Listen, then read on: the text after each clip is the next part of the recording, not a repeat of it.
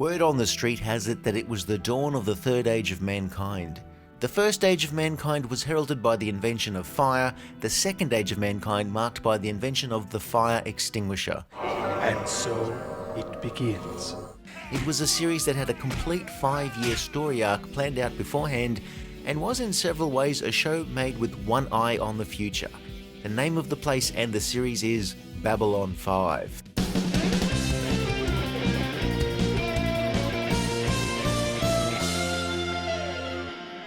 Okay, it's morning. You're getting ready to go to work. You pull on your pants. You fasten and then zip, or zip and then fasten. What kind of question is that?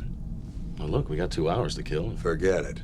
Babylon 5 was a science fiction series from the 1990s that managed to show us a sprawling, epic story on a fairly tight budget. Like a family visit to Disney World, but you keep the kids away from the merchandise stores and you bring a packed lunch.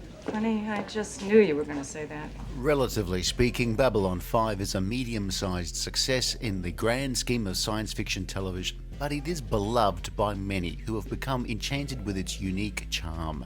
Derek! Babylon 5's a big pile of shit! Get out! It hit just as a wave of genre shows made for first-run syndication and cable outlets in the US showed there was life for action and sci-fi shows beyond the major networks. Babylon 5 shows us a future completely different from its obvious rivals that have the words Star and Trek in the title. I think you're about to go where everyone has gone before. Babylon 5 didn't shy away from showing non-perfect main characters or society's problems, and it was a pioneer in the use of computer-generated effects for a television series. Those effects can look dated at times, but Babylon 5's use of virtual sets and all-CG space sequences gave the show a scale that few other series at the time could match. Gets even better. Babylon 5 is a massive subject, and for most of its run, it's utterly brilliant. We will try to cover this in as chronological a way as possible, so that if you're discovering the show for the first time as you watch this, you should probably stop watching when we reach the beginning of whatever season you're on now, but there will invariably be spoilers throughout the video. If you've seen the show and don't care about spoilers, just keep watching. Also, at the time we posted this video, creator J. Michael Straczynski has been talking about new projects, which, while cool, won't be covered in this video. If anything major is announced or released, we'll update the description below. Or you could just follow JMS on Twitter. If you go to Zahadu, you will die. Babylon 5 is a massive station in neutral space, 5 miles long with a population of 250,000 humans and aliens. It has a massive central section rotating to generate gravity. Some areas of the station are equipped with different atmospheres for different races. There are bars and restaurants, marketplaces. And then there's down below, where those who can't afford to live anywhere else often end up as lurkers. I want to introduce you to the ultimate means of interstellar understanding. The Earthers call it poker. Initially, the station is run by the Earth Alliance and intended to be a place for humans and aliens to chew the fat peacefully, but in practice just seems to lead to an awful lot of barroom brawls. The series Babylon 5 mainly centers around the representatives of 5 main races. 10 years before, humans and Minbari had been at war, while the Narn had only recently gotten their independence from the fading Centauri Empire. The Vorlons, aloof and all-powerful, give no fucks. Why Babylon 5? Babylons 1, 2, and 3 were sabotaged and destroyed. Number 4 vanished without a trace 24 hours after becoming operational. You gotta give it to them. Talk about committing to a bit. I would have loved to have listened in on the call to the insurance company. Galactic Insurance, how may I help you? Yes, hi, I'd like to make an insurance claim about our Babylon construction project that's, had a few issues, setbacks, and mysterious vanishing. Hello? Hello? Over the course of 5 years, Babylon 5 becomes embroiled in a coup d'etat of Earth's government, is caught in the middle of a galactic war between 2 of the oldest races, pretty brutal staff turnover, and of course real-world problems constantly threatening to derail the whole endeavour. All of this was done on a budget about half per episode than the series it was most compared to, both favourably and unfavourably, Star Trek Deep Space Nine. Ridiculous. Babylon 5 is the publicly run school next to elite private academy Deep Space Nine, though with fewer teen pregnancies. I love both shows mainly because they're so very different, so liking one really shouldn't preclude you from enjoying the other. Proceed. In the 1980s, writer Joe Michael Straczynski, often abbreviated to JMS and writing as J. Michael Straczynski, had been working as a writer on animated series such as He-Man and the Masters of the Universe, She-Ra and Real Ghostbusters. As he'd come from a background of toy-driven cartoons, Straczynski seemed ideal for working on a live-action sci-fi series that also happened to be a toy commercial, Captain Power and the Soldiers of the Future. After the sponsor wanted more say over content, JMS moved on to writing for the 80s version of The Twilight Zone, Jake and the Fat Man, and Murder, She Wrote, but he did not write the imagined crossover episode where Jessica Fletcher discovered her friend Skeletor was the real killer. Are you sure? Yes. JMS had been toying with an idea for a grand science fiction series structured more like chapters in a book than standard episodic television. A grand saga, but told in a way that wouldn't have to be massively expensive. With a space station as the anchor for all of the action, if everyone came to Babylon 5, you could tell most of your stories using pre-existing sets. Babylon 5 took several years from Straczynski starting to piece together the story to the time he found a broadcaster and studio interested in the project. Some accounts have Straczynski pitching his story to Paramount at one stage, who would go on to set their next Star Trek series on a space station. But JMS found a more receptive audience at Chris-Craft, who would be partnering with Warner Brothers on a new network they called the Prime Time Entertainment Network. Straczynski's pitch went well, despite the fact he ground his teeth so hard just before the meeting that he'd cracked a molar. Do what you have to. Just nail whoever's responsible. On being told about Deep Space Nine, Straczynski was not best pleased. History does not record what, if any, emergency dental work he then required. And then what? Babylon 5 wasn't picked up straight away as a series, in favour of shows like Time Tracks and a new version of Kung Fu, but a 90-minute movie to prove that it was possible to make on the budget was greenlit. And so it begins, with a pilot movie, The Gathering. Don't know if I should believe any of this or not. Just to note, the series that follows changed quite a bit from the pilot, so much so that a few years later, a re-edited version of The Gathering tried to bridge the differences. Being the peace-loving Narns we've all come to know and love, except for a few planets out on the fringe who say you've invaded them. Straczynski at the time felt he wasn't well versed in the production process, so he accepted a lot of things in the pilot that he would come to regret later. The Gathering introduced the characters and situations, and at times can feel like the mother of all infodumps. The infodump de la infodump. More exposition than a World's Fair. Does the job with Station Commander Jeffrey Sinclair accused of trying to murder the Vorlon ambassador. Hate it. But it's let down by everyone involved still trying to find their feet. There is some remarkably stilted acting and some cliched plotting that really doesn't help. But in general, it was intriguing enough for most viewers who sampled it when it was first broadcast in early 1993. Beep, beep. As a result, a series was greenlit, which would debut in early '94. It's a port of call, home away from home for diplomats, hustlers, entrepreneurs, and wanderers. Many TV pilots have differences from any series that follows. In the move to a Babylon 5 series, many changes were made, from relatively minor things like hiring a new composer to making the Minbari less androgynous, but at the same time there were some fairly major cast changes with a new doctor, a new second-in-command and a new telepath brought in. It's a bit like a long-lost Kardashian attending a family reunion but not recognizing anybody. Commander Jeffrey Sinclair is in charge of Babylon 5. He was a veteran of the Earth-Minbari War and instrumental to the Minbari's sudden surrender after they had captured him. There is a hole in your mind. He has memory issues unrelated to the time he won a bet about how long he could stay conscious on the centrifuge during training. You couldn't pull off something this big without help. Who sent you? Sinclair is generally a level-headed leader, but not above reading between the lines of his job description to solve issues in a somewhat oblique manner. I wonder if the gap in his memory will ever come up again. Oh, it's not often taken very seriously. Second-in-command Susan Ivanova, Russian, but she's in no hurry, has a family secret. Her mother was a telepath who wouldn't join telepath organization Psycor, a stand which would later lead to her mother's death. Estranged from her father and deeply distrustful of telepaths, Susan would discover a stronger link to her mother's abilities than she would have liked. Ivanova is God. And, if this ever happens again, Ivanova will personally rip your lungs out. Lieutenant Commander Ivanova is a no-nonsense officer who's not especially diplomatic. Boom shabba lubba lubba, boom shabba lubba lubba. Hey there, 3 bags full. Her talents would see her promoted first to Commander and later, just as the actress left the series, Captain. I wonder if her distrust of telepaths will ever come up again. Perhaps tomorrow we can start out on better terms. I very much doubt it. The station's security chief, Michael Garibaldi, has had a checkered history in the military and with relationships, mostly thanks to his battle with alcoholism. I crawled back into the bottle.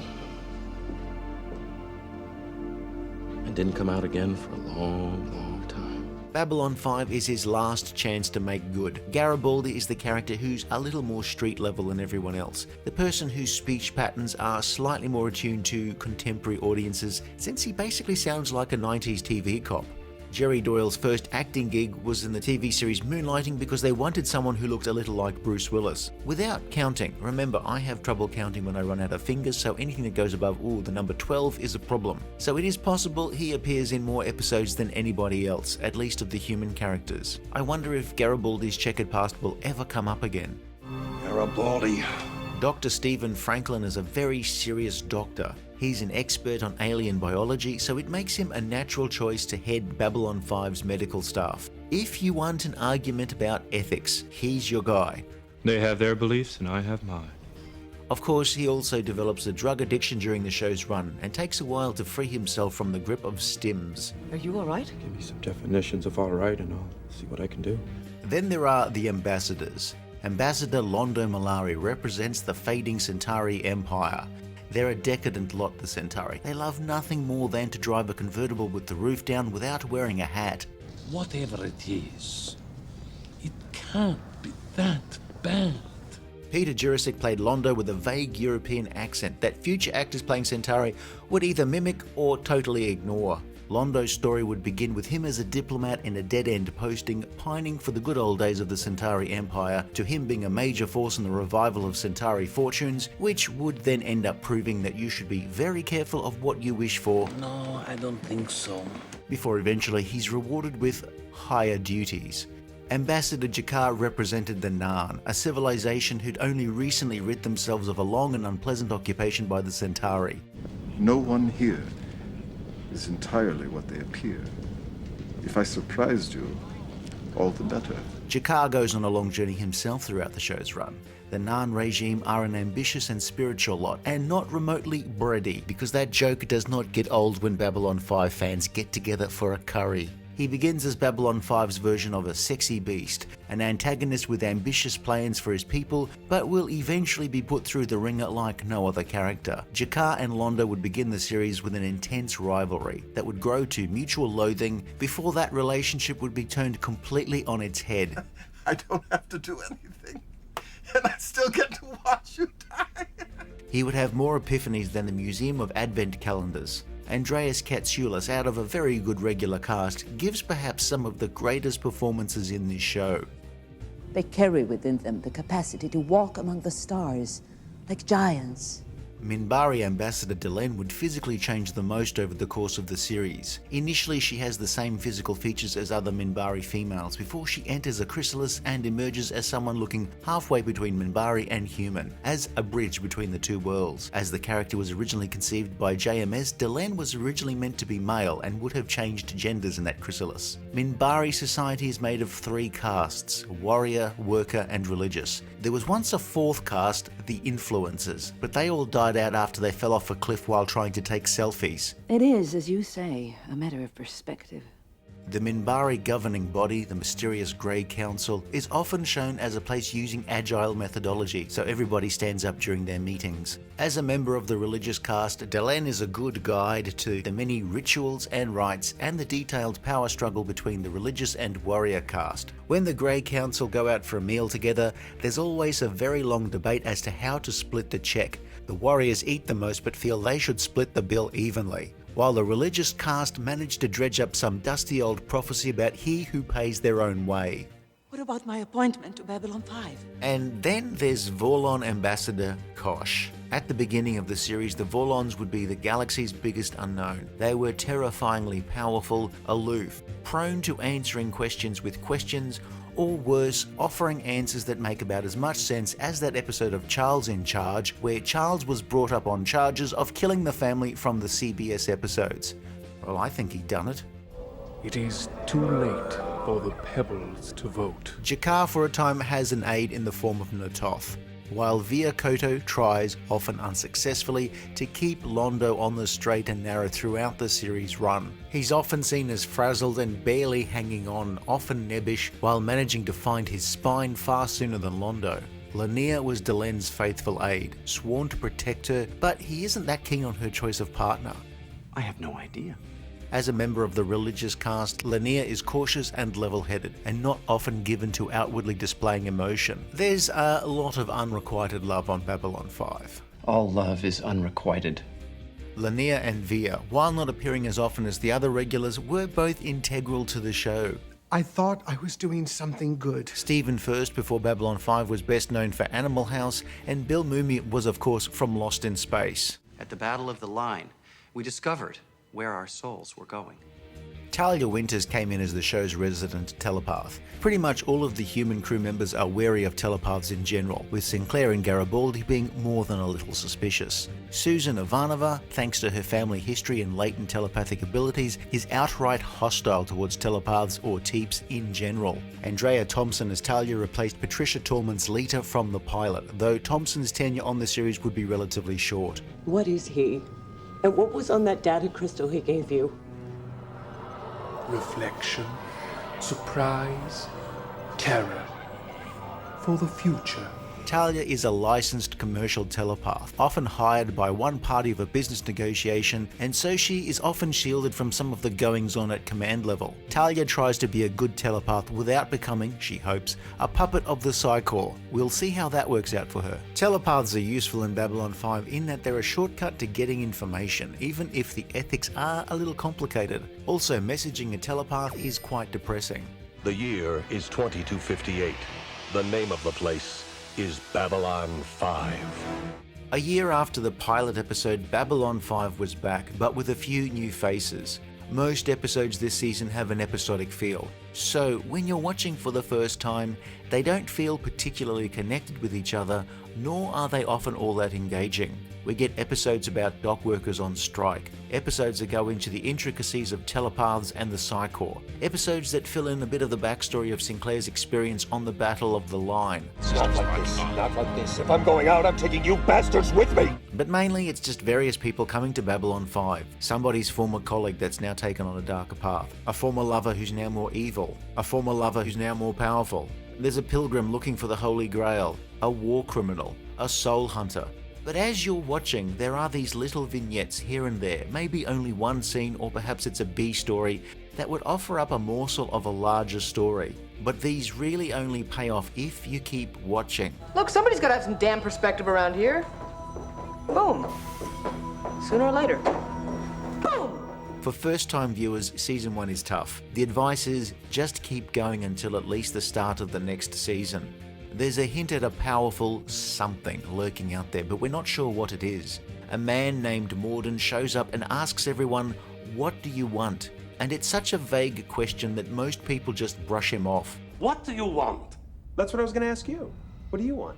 Except Londo, who pours out his frustration at Centauri's weakened position in the galaxy compared to the resurgent Narn. I want it all back. The way that it was! These fairly innocuous scenes are vitally important to a major plot thread of the entire series. At the time, they just seemed pointless. That's the beauty and the frustration of the first season. Like when you get your car serviced, but you're worrying about that rattling noise coming from the engine bay in case that leads to a huge bill. But as it turns out, it's something very minor.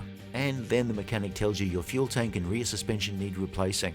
Dr. Franklin discovers a colleague using a dangerous alien healing device capable of transferring life force from one person to another. I'll bet that comes in handy on multiple occasions. I've got 20 says you're wrong.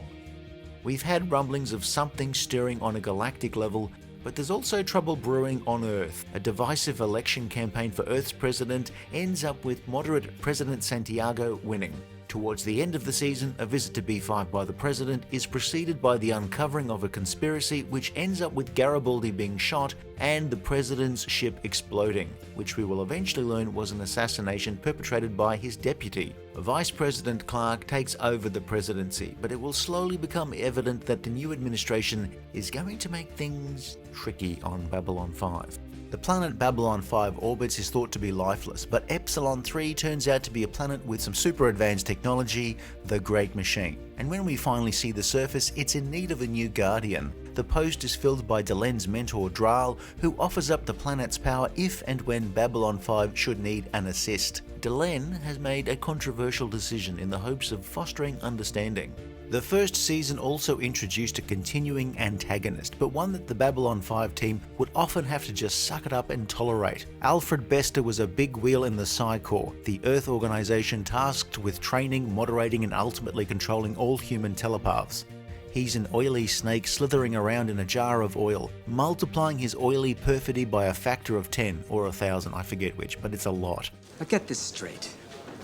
My blood is the same color as yours, and what I do to protect Earth, same as you. Sometimes the crew have to work with Bester, and at other times he's the outright villain of the episode. Bester is easily Walter Koenig's best role since he was cast on Star Trek. Bester is that character in Babylon 5 where almost nobody feels a need to be civil towards him. In short, Bester is nobody's bestie. Psi Corps' motto, Corps is mother, Corps is father, but they leave out the bit where it says Corps is Auntie Beryl. Delen's frenemy Naroon also appeared throughout the show's run. A member of the warrior caste, Naroon would often show up to remind Delen that she didn't always speak for all Minbari. The year is 2259. The name of the place is Babylon 5. The second season would start to see pieces of the story falling into place. An ancient race known as the Shadows are preparing to return, while the Vorlons are creating an army of light to counter them. Shadows? We have no other name for them. The Shadows were old, when even the Ancients were young. Season 2 began with Sinclair having suddenly been reassigned and a new station commander arriving. Captain John Sheridan was a hero of the Earth Minbari War, but he was known as a decent man who looked for ways to do the right thing, even if it wasn't always the easiest thing. Sheridan's wife Anna had recently gone missing on an expedition and was presumed dead, something he's just starting to get over. Sheridan is that guy who always manages to pull a rabbit out of the hat with a brilliant military maneuver, often something jump gate. He's a little more easygoing than Sinclair and soon forms a solid relationship with his staff, and, unusually for a war hero reviled by the Minbari, Ambassador Delen. Delen has emerged from a chrysalis into a new life form that's midway between human and Minbari. Of course, her hopes that she would become a bridge between the two worlds wasn't initially received all that well by some. She would also have some adjustment issues herself in dealing with her new physiognomy. Do you have any idea why I suddenly started getting these odd cramps? Londo's association with Mr. Morden and his associates is starting to pay dividends. The Narn's plans for expansion are dealt several blows after their vessels encounter unknown warships in space. Jakar does a little investigating himself, finding evidence of a new alien race, though nobody's listening. A new race or an old race? Earth's new government is slowly introducing new initiatives and organizations. Ever since the death of President Santiago, something unpleasant's been going on back home. You know it, and I know it. We've stood by too long. Initiatives like the Ministry of Peace and Night Watch sound outwardly harmless, but on closer inspection have disturbing undertones, like the deep-fried green salad option on the healthy menu. An underground railroad allowing telepaths to escape from Psi Corps has been operating on Babylon 5, and as it transpires, is run by Stephen Franklin. If you know someone who might be a telepath, or think you might be one yourself, help them get the help they need. Garibaldi also hears about a group called the Rangers. I wonder if we'll hear about them again. Hello, old friend. It's been a while. Susan's relationship with Talia thaws to the point where the pair spend the night together, probably. I know her. It's Lita. Telepath Lita Alexander returns, now no longer affiliated with Psi Corps. She brings news that there's a sleeper agent implanted by the Psi Corps somewhere on Babylon 5. And as it transpires, it's, wow. Oh. My God, it's her. You blew my cover. You're dead. Well, that's awkward. Mr. Morden is identified as being the only surviving crew member of Anna Sheridan's lost vessel, leading John Sheridan to try and interrogate him, while disregarding the protests of his staff. I'd like to live just long enough to be there when they cut off your head and stick it on a pike. I want to look up into your lifeless eyes and wave like this. Sheridan has also made a point of engaging Kosh, ignoring the Vorlon's cryptic remarks and digging in to try and make a connection. Kosh relents and makes an effort to prepare Sheridan for his destiny. You do not understand. Which includes lessons, a basic mental link, and a rather unpleasant grilling by an Inquisitor to see whether Sheridan is capable of leading the Army of Light. JMS loves his Inquisition interview or torture episodes. Also, this time, the Inquisitor is also Jack the Ripper, kidnapped from Earth by the Vorlons, and look, nobody's perfect. With support from the Shadows, the Centauri launch an all-out assault on the Narn regime, pounding the Narn homeworld into submission with asteroid bombardments. After Babylon 5 destroys a belligerent Centauri vessel, a plot to kill Sheridan by bombing an internal railcar is thwarted when Sheridan steps out for some fresh air. While Kosh also steps out for some fresh air, appearing as different beings to everybody present in order to preserve the Vorlon mystique. Kosh. What did you see? Nothing. Babylon 5 was a pioneer in the use of computer-generated imagery for its visual effects. The pilot and first 3 seasons had their effects created by Foundation Imaging. The company's co-founder Ron Thornton had been at the BBC earlier in his career, working in the visual effects department on shows like Doctor Who and Blake 7. For the latter series, Thornton constructed the physical model of the Scorpio for that show's final season. Foundation Imaging used an array of Commodore Amiga 2000 computers using video toasters to build and render the dozens of shots of space travel, ship battles, PPG fire, etc. seen in each episode. For non-Amiga aficionados, a video toaster does not make breakfast, but it's an add-on card for a computer that turns a prosumer-level computer into a machine capable of providing the same effects as a high-end professional video effects system costing many times more. Toasters could add titles, handle whatever picture effects you wanted, and crucially perform 3D animation, and then combined it with digitized images from analog video sources. Foundation would move on to providing effects for features and working as an effects vendor on Star Trek series, while an internal effects house was formed to cover Babylon 5's effects for the rest of its run. The year is 2260. The place, Babylon 5. Sheridan's miraculous escape from falling to his doom is the talk of the station, though it would not be the last such miraculous escape for Sheridan after falling to his doom. The Centauri campaign has subjugated the Narn, leading Jakar to be stripped of his official title, though he'll soon become the unofficial leader of the Narn on Babylon 5. The Army of Light expands with the White Star, an advanced starship made from a combination of Minbari and Vorlon technology. New to the station, Ranger Marcus Cole. Marcus joined the Rangers full of guilt for his brother's death and quickly set to work, mostly by annoying people by being just that little bit too up. Here's you, right here, at the heart of everything, and why not? And here's me.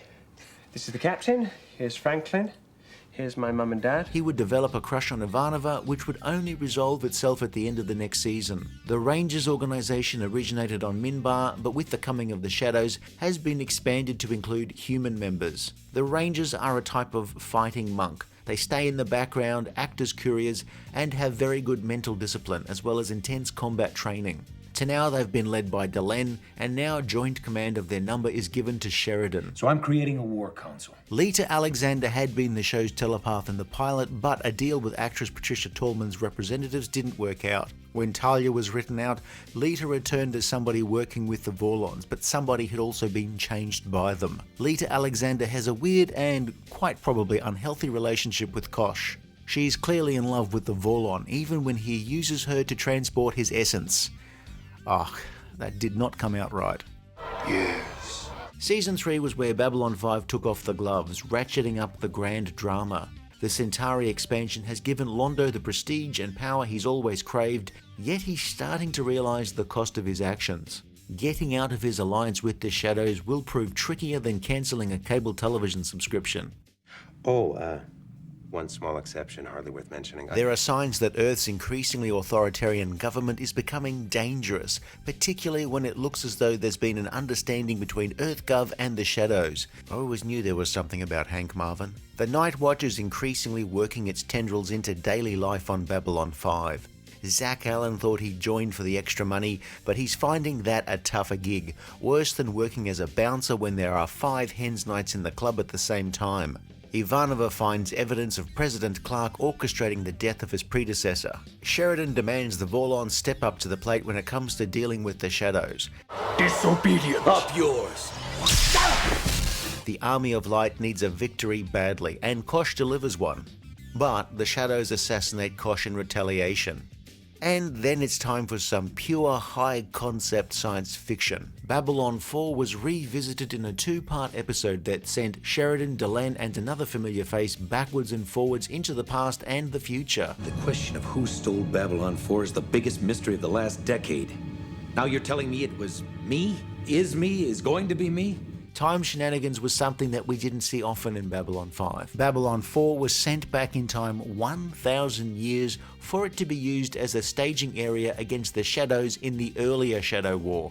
Sinclair would become Valen, a revered Minbari, which goes some way to wrapping up the mystery of why Minbari thought humans had Minbari souls. Either way, it's a fun episode, and who doesn't love Zathras showing up? Zathras knew you would come. Meanwhile, EarthGov's punishment of recalcitrant colonies has pushed Sheridan too far. Babylon 5 is seceding from the Earth Alliance. We will remain an independent state until President Clark is removed from office. The White Star has proven to be an excellent ship design, and now Delenn presents Sheridan with the White Star fleet. Facing 2 different wars, Sheridan has found he has caught feelings for Delenn, just as his late wife Anna Sheridan shows up. I'm Anna Sheridan, John's wife. And invites him on an all-expenses-paid trip to Zahadum.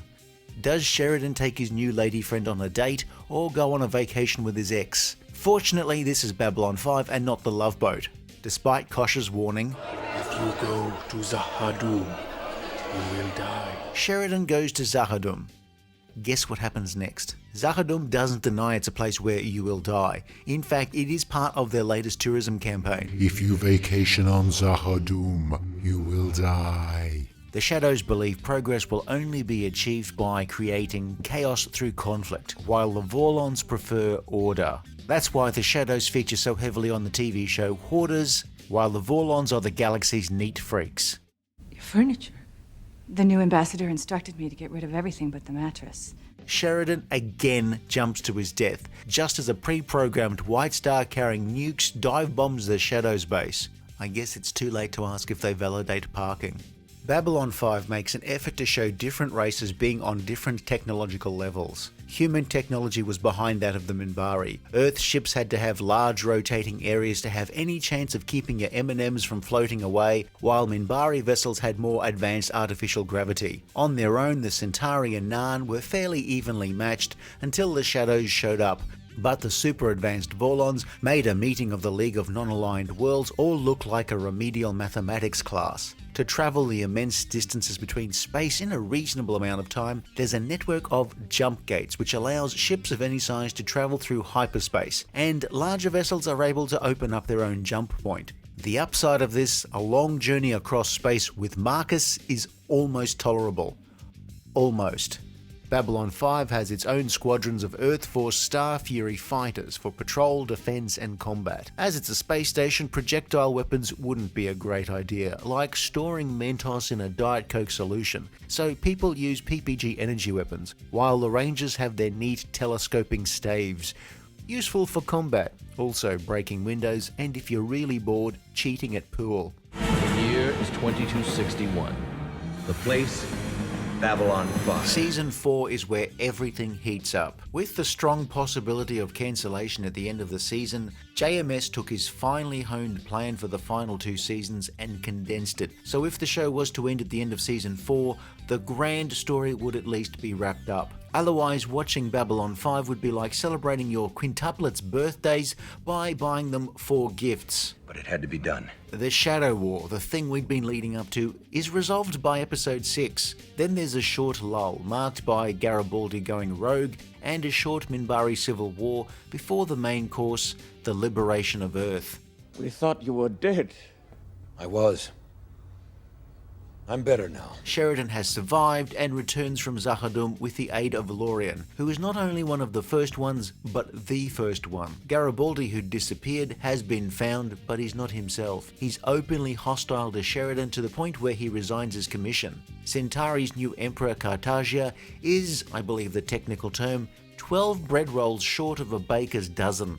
The Vorlon show their true form as sociopathic creatures, and Kosh's replacement is driven off. The shooting war between B5's former allies, the Vorlon, and their enemies, the Shadow, heats up, with each side deploying planet killers to destroy the other's facilities. Bloody hell. Realizing the Vorlons will likely destroy the Centauri homeworld, as its deranged emperor has provided an island to house shadow vessels, Londo makes a deal with the imprisoned Jakar, even though to free his people it will cost the Narn his dignity and his eye. After Londo and Veer deal with the Emperor, the former takes steps to deal with the Shadow Base, and then Mr. Morden. Veer gets to fulfill his greatest wish. The Shadow War reaches its climax, or perhaps anti-climax, thanks to Lorien basically talking the Shadows and Vorlon into taking a trip to Legoland beyond the Rim.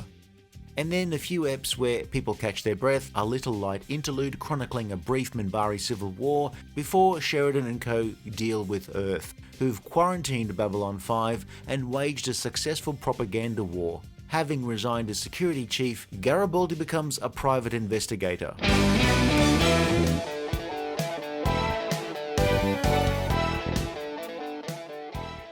Garibaldi's hatred of Sheridan increases to the point where he finally leaves Babylon 5 after taking a job with super-rich Mars-based William Edgars, who also happens to be the latest husband of Garibaldi's long-lost love. Most of the later episodes of the season barely feature scenes on Babylon 5, as Sheridan and company begin their campaign to free Earth, first building the support of oppressed colonies and Earth Force ships switching sides. Several episodes on Mars detail Edgar's plot to control telepaths with a deadly virus, and Garibaldi helping with Sheridan's capture by Earth forces. And of course, Bester appears. It was him all along. By now, your friends know that you betrayed Sheridan. He was responsible for Garibaldi's brainwashing. Sheridan is interrogated because Babylon 5 loves its one-on-one interrogation episodes. But a now clear-headed Garibaldi hooks up with Lita and Franklin, not like that, and their Mars resistance friends to rescue their captain. And then there's Earth. More battles, but before President Clark takes the easy way out, he tries to destroy as much of Earth as he can. Sheridan prevails, but in order to keep a lid on infighting, Earth's new president needs Sheridan to resign. By the end of the season, Jakar and Londo have managed to put their decades-old enmity behind them, becoming quite chummy. Susan acknowledges Marcus's feelings toward her, but she's mortally injured, leading Marcus to sacrifice himself by using the alien machine we talked about earlier. Also, Frank, you owe me 20. A new interstellar alliance is formed and kind of foisted on Earth, with a now civilian Sheridan president of the new organization, which would be located for now, where else? On Babylon 5.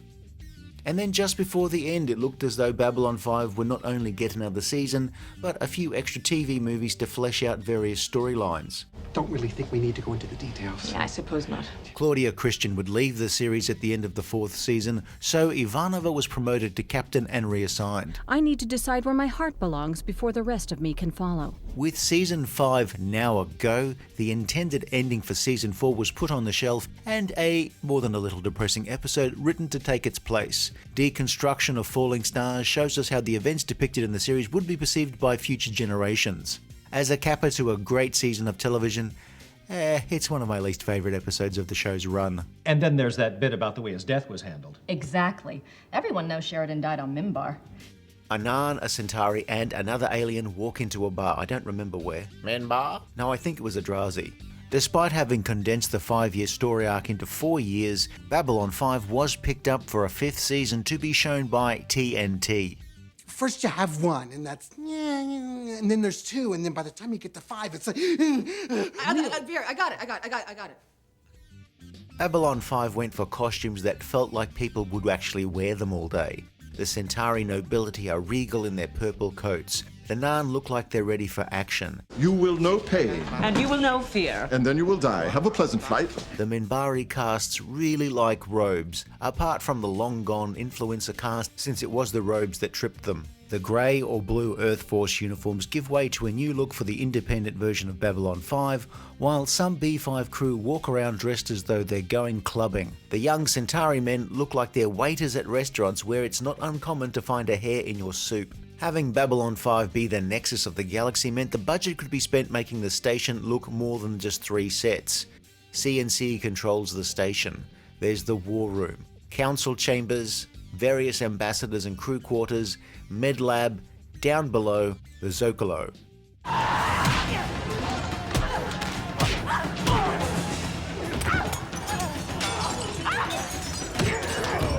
All of these areas provided a large canvas where stories could be set.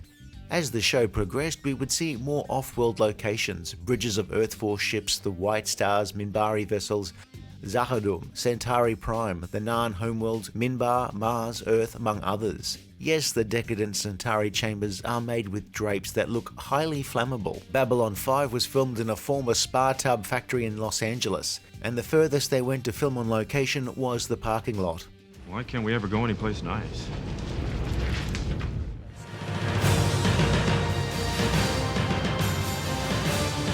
The show's move to TNT would bring changes to the way the show was made. The series would have to have a smaller budget, which would require cutbacks. JMS's preferred solution was to shoot an episode in a 6-day schedule rather than 7 or so days from the first 4 seasons. Shooting in 6 days meant he wouldn't have to reduce his cast sizes too much, and we could still have the odd crowd scene and brawls.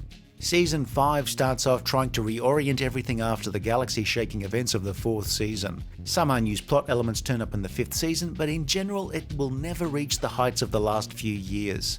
First, there are the growing pains of the new interstellar alliance. A now married Sheridan and Delenn struggle to hold together their new alliance, while unknown bandits randomly attack cargo vessels.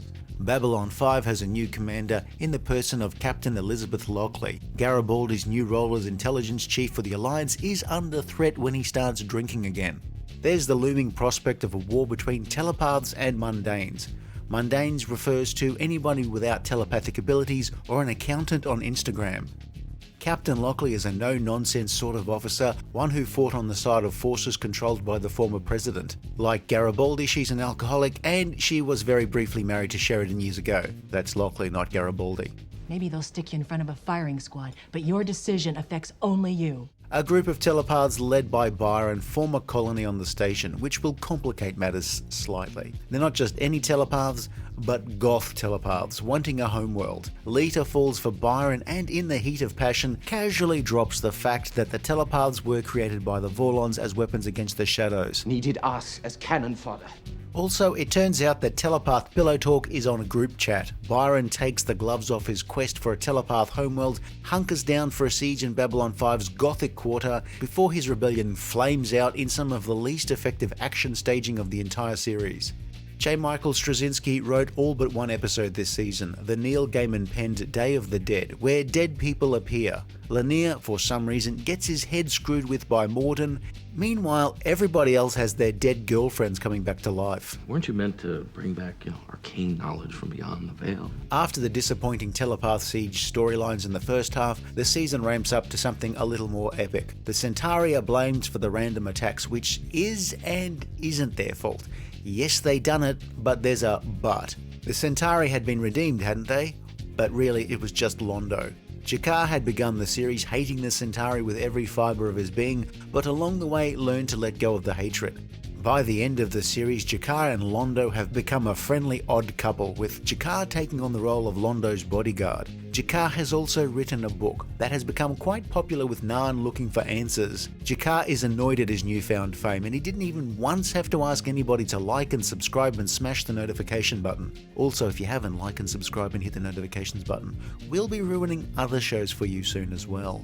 The latter part of the season ties up loose ends left, right and centre. Just as the cast of a long-running series drawing to a close would be trying to get auditions, it seemed as though every character in this series is also lining up their next gig. Franklin's going back to Earth, Garibaldi to Mars, Sheridan and Delenn to Minbar, Londo rules from the Centauri homeworld, You are my friends. while Jakar and Lita go travelling the universe. Lanier finally tells Delenn how he feels about her, while Delenn finds out she is pregnant. Awkward. Everyone leaves Babylon 5 with their replacements now in charge. The last few episodes have everybody saying goodbye again and again, like two kids who can't decide who should hang up the phone first.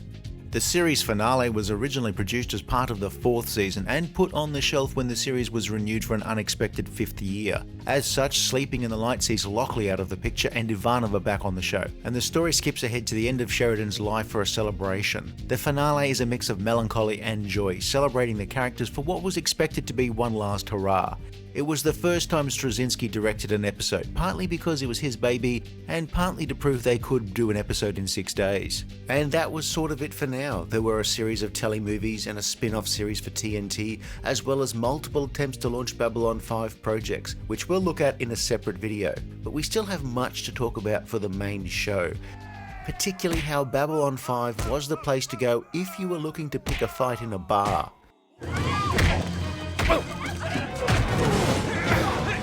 Some people express annoyance when they realise their favourite television show didn't have every plot point nailed down before a single episode had been filmed. Win, lose, or draw, this thing's gonna know it was in a fight. Babylon 5 was an exception to the rule, though Straczynski had contingencies in case of the unexpected. And the unexpected happened way more than they expected. I didn't expect that. Next thing I know, Sinclair was gone. Sakai, she disappeared over a year ago. Now Ivanova's gone, and between the pilot and first season, the series recast its original second-in-command, its doctor, and the telepath character. After the first season, star Michael O'Hare left the series, which we will talk about later in this video, and Bruce Boxleitner joined as John Sheridan. Thank you, Lieutenant Commander. I accept command. Andrea Thompson left during the second season after being offered the chance to move to top-rated series NYPD Blue. This allowed Patricia Tallman to return as Lita Alexander. Claudia Christian left after the end of the 4th season, a move later revealed to be a disagreement between the actors, reps and the producers over money. Okay, what does that have to do with this? But in the end, a new character played by Tracy Scoggins filled that character slot. Straczynski had an idea from the very start that his overall plan would need to roll with the punches to accommodate real-world issues, which probably explains why new characters often shared very similar traits with the person they were replacing. It's a testament to his writing that they didn't feel like carbon copies. You are the beginning of the story, and the middle of the story, and the end of the story. Even with a 5-year plan, renewals for each season were not guaranteed, and during the 4th season, the Primetime Entertainment Network's future was looking shaky, potentially leaving Babylon 5 without a broadcast home. Seeing the writing on the wall, Straczynski condensed his storylines for the planned 4th and 5th year to make sure the major storylines were brought to a conclusion. Once I figured that out, I just struck out in what seemed like the right direction.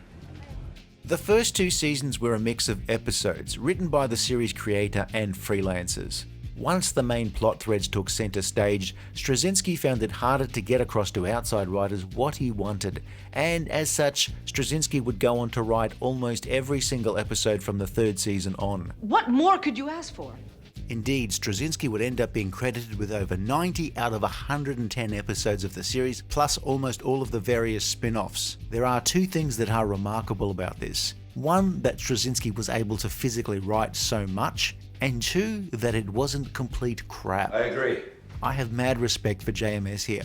I've tried writing scripts for these reviews, and if I try to work on more than one a week, it ends up being even more gibberish than usual. I just don't have that sort of mental bandwidth. Here's a segment of a video essay I tried to write at the same time as this review. The subject was supposed to be about which was the best episode of Different Strokes. Megram Hatchin, Justinian Gorch, Lich, Semidgar, Baja, Roshrem, what are you talking about, Willis, Jumdum, Rezenblach? In fact, the writing on the show from the 3rd season is of a consistently high standard. Even the beloved episodes featuring somebody being interrogated for most of the show managed not to be terrible. There are lesser episodes of Babylon 5. There are really only one or two that stand out, but probably the worst for most people is the Season 3 episode Grey 17 is Missing. It's generally not popular with fans. Garibaldi finds a mysterious part of the station inhabited by a cult led by Robert Englund, and there's some sort of monster. There's a B story with relatively important Minbari and Marcus storylines, but the main plot just feels like empty filler, like using your shredded bank statements as turkey stuffing. It will be a long and difficult climb back into the light. Straczynski can often trail off into poetry or flowery verse, and these lines work beautifully when delivered by an actor in sync with the show, but can also flap around like a loose cable in a storm when given to an actor who's got no affinity for the show or the material. Babylon 5? Oh, he's a cutie, isn't he? JS? So we're a fair way into this review, and if we searched for every time we mentioned Joe Straczynski,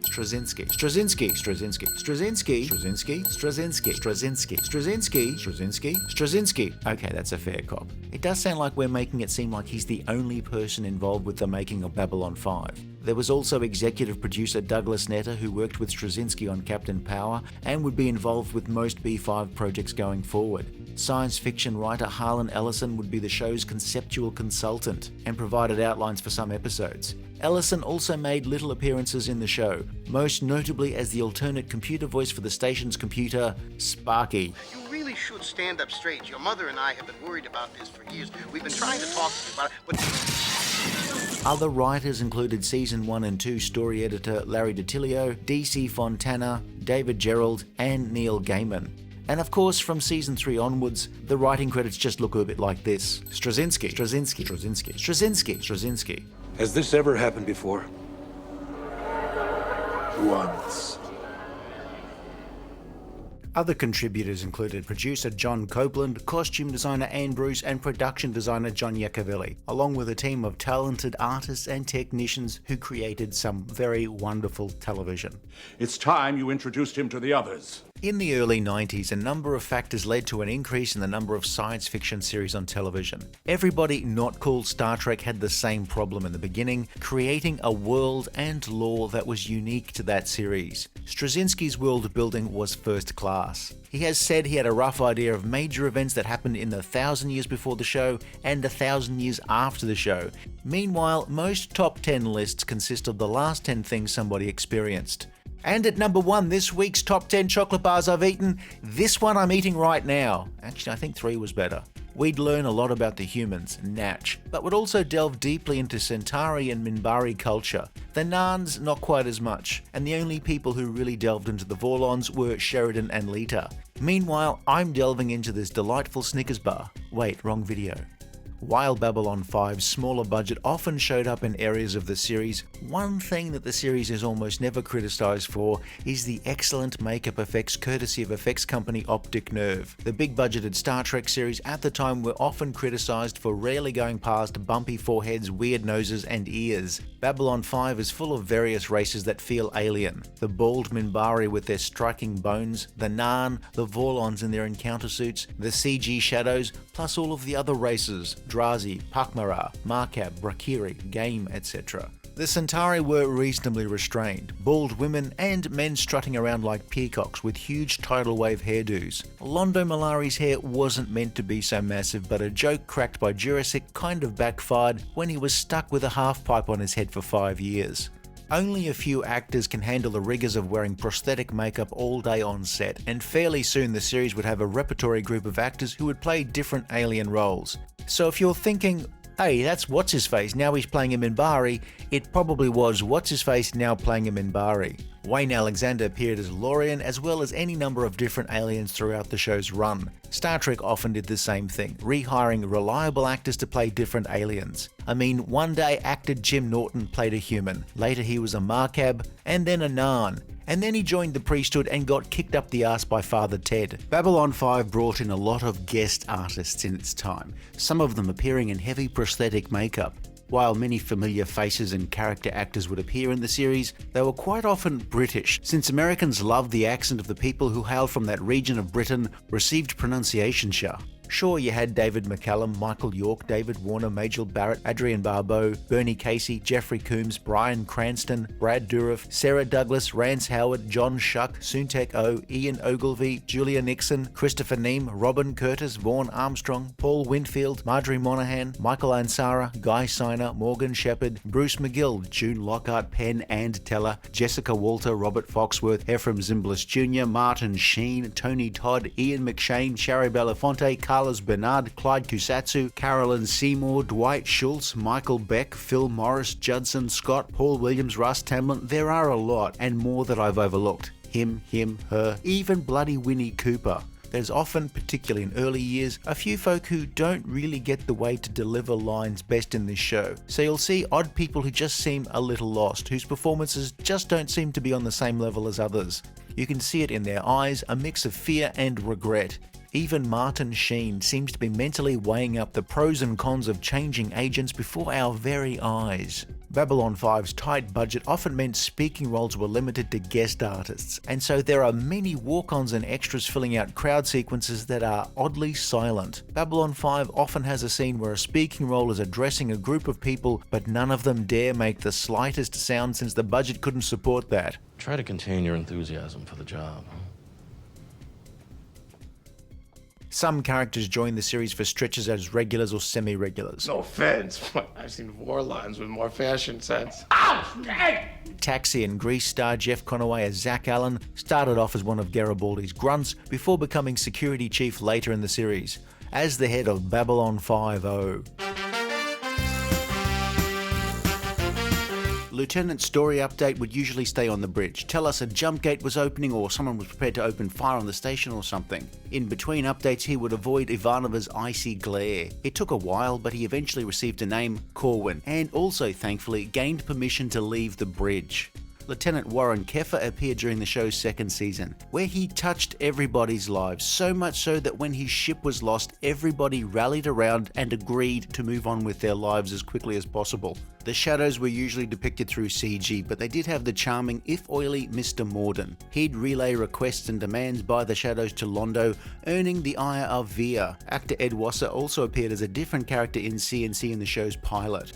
The main cast are definitely the backbone of the show. They make the constant exposition and info dumps work in a way that was tough to pitch just right. You couldn't see anyone else playing Michael Garibaldi other than Jerry Doyle. Mira Furlan as Delenn could add a layer of ancient mystery to anything. You really should hear the audiobook of her reading the instructions on assembling IKEA shelves. Meditation upon what has gone before, what is now, and what is to come. Peter Jurasik gives you a broken down drunk, a power-mad conspirator, troubled collaborator, and someone almost redeemed over 5 years. Andreas Katsulas made Jakar go from vindictive and ambitious to a fallen leader to somebody with a spiritual awakening, a born-again Narn.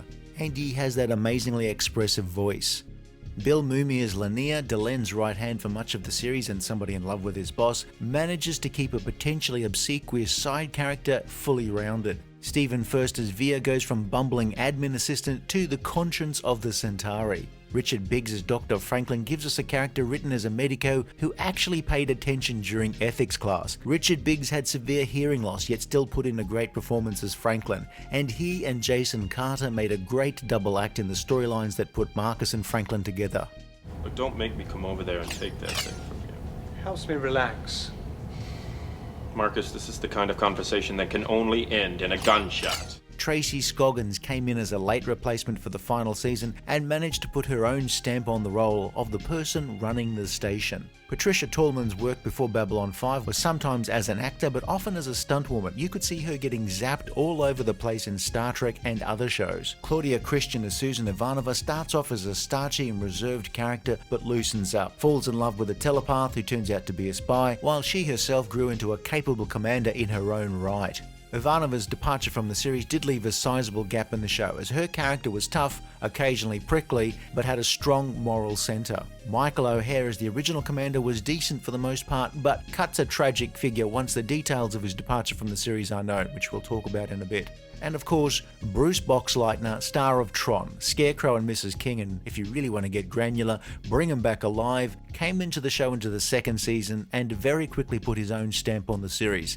You might as well rename the show Bruce 5.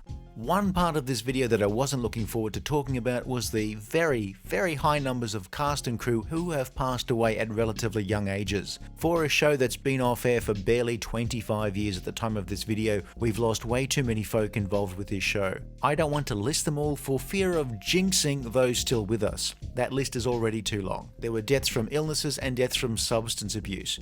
Of those who've passed away, one of the most heartbreaking stories is that of series original star Michael O'Hare. It had been noticed that when he was tired or under stress, he could start saying odd things, displaying extremely paranoid or delusional behaviour. His behaviour was causing problems on set, making production difficult. While JMS knew his star needed treatment, O'Hare wanted to try and finish out the first season so it wouldn't affect the show or his career going forward. It wasn't until Babylon 5 had been picked up for a second season that the tough call had to be made and replace O'Hare. O'Hare did seek treatment and was well enough for a while, enough to return to the series on occasion. His mental issues were not publicly revealed until after the actor's death. All right. Settle up. We hit space in 20 minutes.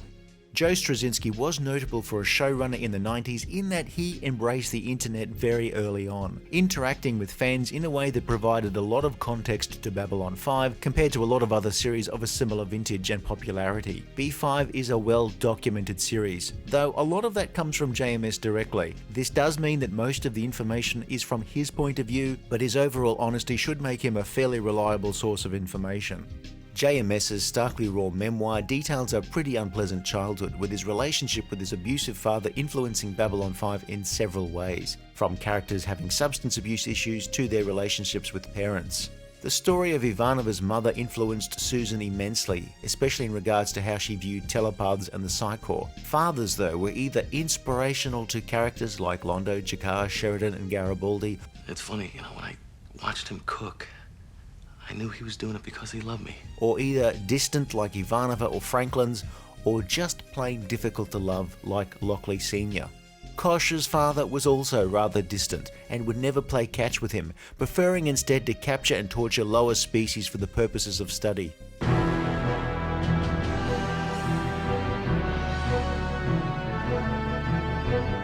Christopher Frank was a former member of the group Tangerine Dream and provided a score that mixed electronic sounds and a small number of live musicians. Babylon 5 has unique music that does a lot of heavy lifting in many battle scenes throughout the series. The music can be mixed a little heavy-handedly in the early part of the series during dialogue scenes, but does tend to settle down, just as other areas of the production discovered what worked and what didn't. His relatively simple theme tune would be updated each season as the show progressed.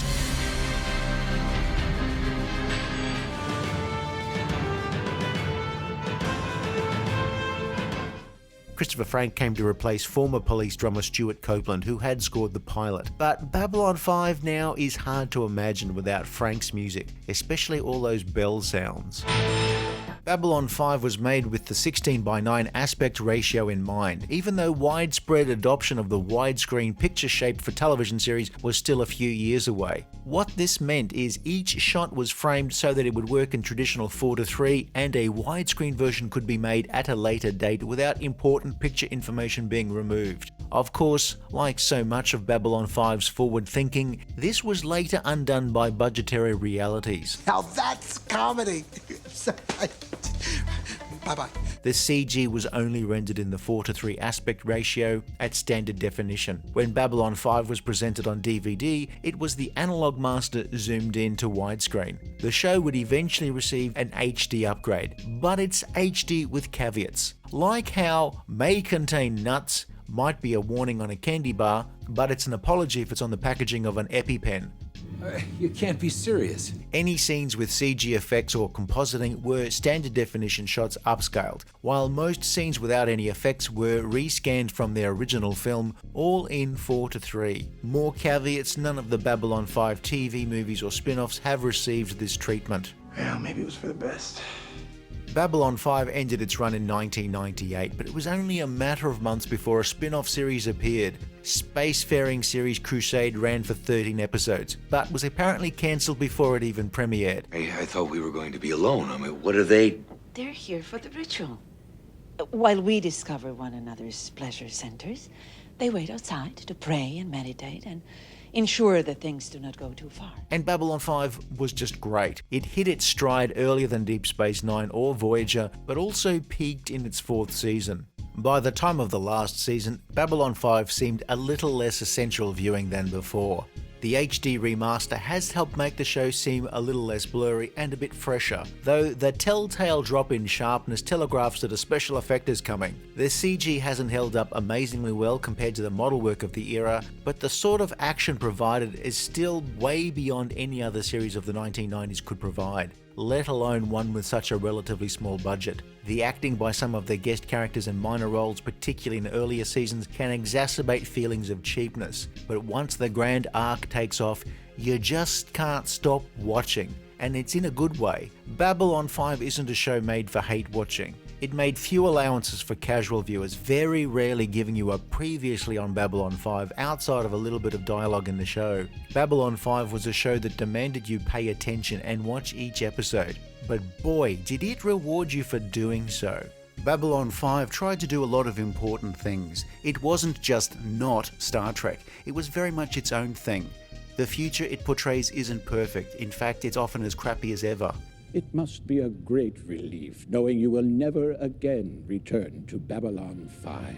It brought CG effects to television in a pretty major way, told a grand epic story that was actually planned, after a fashion, from the get-go. For its faults, it manages to tell a story that keeps you on the edge of your seat, so much on the edge that you often fall on the floor without realizing it because holy shit did you see that. That's a lot of Babylon 5, and it's still not quite the end of the story, but it is the end of this video. We'll return at some stage to look at the various side projects, the telemovies, attempts to restart Babylon 5, and its short-lived spin-off series Crusade in another video. And we will pass this way. If you enjoyed this video, please like and subscribe, leave a comment below, or check out some of our other videos.